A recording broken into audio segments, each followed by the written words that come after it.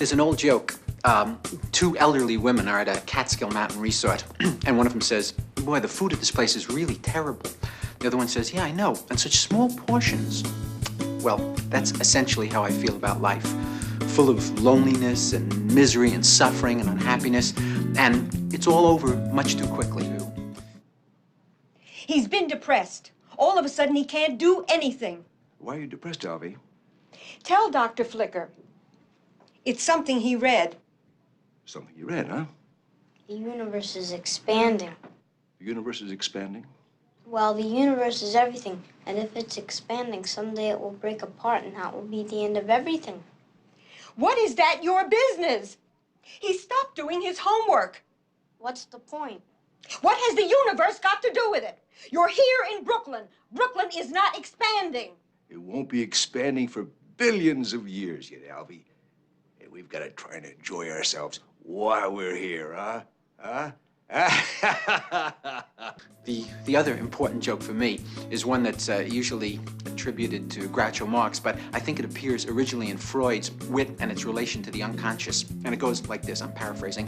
I would never want to belong to any club that would have someone like me for a member. That's the key joke of my adult life in terms of my relationships with women. You know, lately the strangest things have been going through my mind because I turned 40. And I guess I'm going through a life crisis or something. I don't know. And I'm not worried about aging. I'm not one of those characters, you know. Although I'm balding slightly on top. That's about the worst you can say about me. I think I'm going to get better as I get older. You know, I think I'm going to be the balding virile type, you know, as opposed to, say, the distinguished gray, for instance, you know. Unless I'm neither of those two. Unless I'm one of those guys with saliva dribbling out of his mouth who wanders into a cafeteria with a shopping bag screaming about socialism.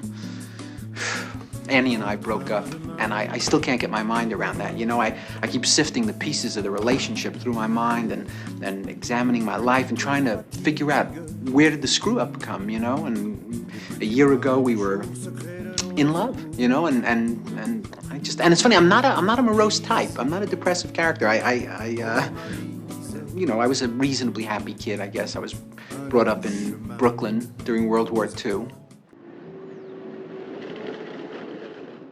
My analyst says I exaggerate my childhood memories, but I swear I was brought up underneath the roller coaster in the Coney Island section of Brooklyn.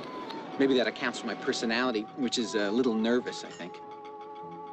You know, I have a hyperactive imagination. My mind tends to jump around a little, and I have some trouble between fantasy and reality.